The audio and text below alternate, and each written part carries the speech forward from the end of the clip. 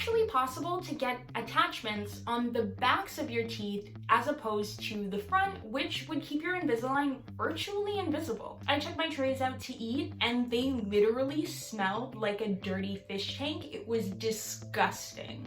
Hey guys, welcome back to my channel. In this week's video, I will be doing a part 2 of things I wish I knew before starting Invisalign.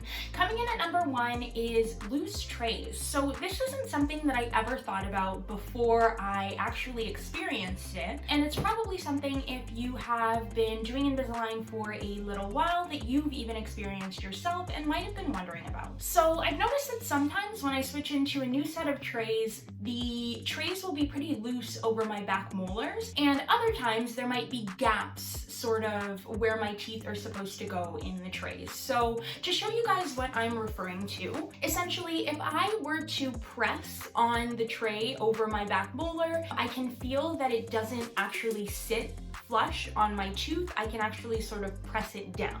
So essentially if my tooth was here, the tray is sort of sitting like this, and I can push it down, but it keeps popping back up. And I was really confused and sort of worried the first time this happened, and I actually considered calling my orthodontist to set up an appointment to see, what I should do about that, because I thought, like, panic, my trays aren't fitting right, they're not going to be shifting my teeth right, what do I do? But what I noticed after a couple of hours was that the trays were sitting flush against my teeth and they weren't loose anymore. Another situation where I have found that my trays have been loose or not quite sitting right is on a couple of my teeth near the front of my mouth. So here especially, on that tooth right there, you guys can see that there is a little gap right below where my tooth actually sits in the trays. And what I found with both that and the back molar issue is that it's usually just because my teeth haven't yet had the chance to start shifting into their new positions yet. So remember, with Invisalign, the way it works is you get a new set of trays every week or every couple of weeks that you pop in, and basically the trays are just going to pull your teeth into the correct position. During that first day, and especially in those first few hours that you're wearing a new set of trays, your teeth haven't yet had the chance to shift into those new positions, and that's why you'll oftentimes see gaps or feel areas where the trays aren't sitting against your teeth the way they should be. Don't panic though, give it a couple hours or even a couple of days, and if you're still experiencing problems with your trays not fitting right, then I definitely suggest reaching out to your orthodontist to get their opinion on the situation. One thing that I will mention though with this point is, if you are ever in a situation where you pop in a new set of trays, or more so try to pop in a new set, and they're not fitting at all, definitely reach out to your orthodontist as soon as possible. In some cases, I have heard of patients getting a new set of trays and Invisalign has forgotten to insert, say, the little spaces for their attachments. And in those situations, if you have sort of more to fit into a tray than there is space in that tray, they're not going to fit at all, and if you're not wearing your trays, you aren't straightening your teeth. So if there is ever a situation where your trays will not go on at all, reach out to your orthodontist as soon as possible to start the process of getting that resolved. Number 2 on my list is staining, and this is something that has become more apparent to me the longer I have been in Invisalign. I wear my trays for 2 weeks at a time, and with that I've noticed that usually after about the first week they start to get really dingy if I'm not really keeping on top of keeping them clean. Now, you might not think that that is really that much of an issue, but I am actually going to show you guys a comparison between a new set of trays that I have not worn yet and a set from earlier on in my treatment to show you guys just how much of a difference that staining can make. So here is a set of trays. What is this? This is tray 12. I am currently in tray 24. So this is what they look like. Right off the bat, you might not think that they look that bad. It's fine. They look a little off. But when I compare them to my next set of trays, tray 25, that is when you start to really see the difference. These ones are essentially completely clear, and then when you compare them to these ones, they are dingy, yellow, and just overall gross looking. So yeah, there is the comparison between the old trays and the new ones, just to really show you guys how bad it can get. A couple of tips that I've found helpful in terms of making sure that my trays don't end up looking like that. One, staying away from staining foods as much as possible. So really anything like coffee, curries, candy with artificial coloring that'll like stain your tongue, those things will also stain your trays and leave them looking gross and dingy. That being said, you don't have to completely steer clear of these foods. It's just that you have to be very mindful when eating or drinking them, and make sure that you're properly cleaning your teeth, tongue, and trays before putting them back in. Also, something that I would recommend is trying to plan so that you are eating these foods closer to when you're going to be switching into a new set of trays, because obviously it's going to be less of a problem if your trays are stained from eating some curry if you're switching into a new set of trays the next day. Another thing to be mindful of when it comes to trays and staining is what you're using to clean your trays. Personally, I use Polident denture cleaning tablets. When I put these tablets in a cup of water, the water immediately turns like a bright teal, like blue-green color. And when I first started my Invisalign journey, I would just pop my aligners right after putting that denture cleaning tablet in. One thing that I have noticed though is that can actually stain your aligners. This was usually more of a problem if I had been wearing my aligners for a week or more, just because I guess the plastic had gotten more worn down and more susceptible to like catching and picking up those stains. But that is definitely something to be mindful of. Try to opt for clear cleaners and even a clear mouthwash if you use mouthwash to rinse your aligners off, just to make sure that you're not staining them unnecessarily.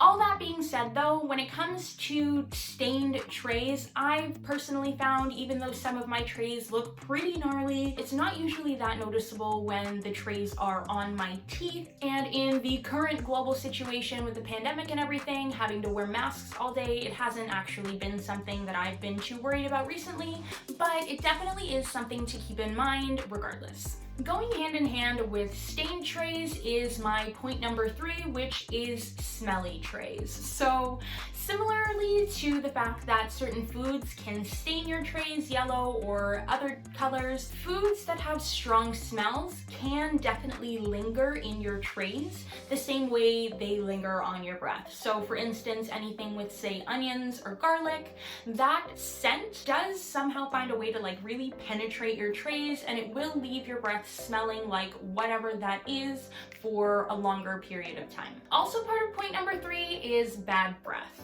Essentially, you've got plastic in your mouth all day. It's picking up the different scents from the foods you're eating. You have morning breath. It sort of holds on to that scent as well. So after a while, your trays are going to start to smell pretty funky. I remember around tray 8 is when I really started to notice this. There was one point where I took my trays out to eat and they literally smelled like a dirty fish tank. It was disgusting. Ever since then, I have been very careful when it comes to keeping my trays nice and clean and fresh. And something that I found to be really helpful for me in terms of combating bad breath related to wearing aligners all day is just having a little sugar-free breath spray in my Invisalign bag at all times. If my breath ever does start to smell, at least I know that I have that breath spray just in case. And it is really important to opt for a sugar-free breath spray, just because you don't want to be spraying anything with sugar in your mouth that can sort of sit in your trays and fester. The breath spray that I use is by Listerine, and it is just a little pocket-sized one, sugar-free, and it's great. Coming in at number 4 is something that I think not a lot of people actually know about when it comes to Invisalign, and that is the fact that it's actually possible to get your attachments only on on the backs of your teeth. They're called lingual attachments just because they are on the side of your teeth that faces your tongue. And basically, if you were to get lingual attachments, that would mean that your aligners would be virtually invisible. The main issue that I hear coming from a lot of people who have gotten Invisalign is that with their attachments, the Invisalign is not invisible enough, essentially. And I think that is an issue that could be easily avoided by getting lingual attachments. So if that's something that you would be interested in, I would definitely suggest talking to your orthodontist during your consultation about the possibility of getting your attachments on the back sides of your teeth instead of the front.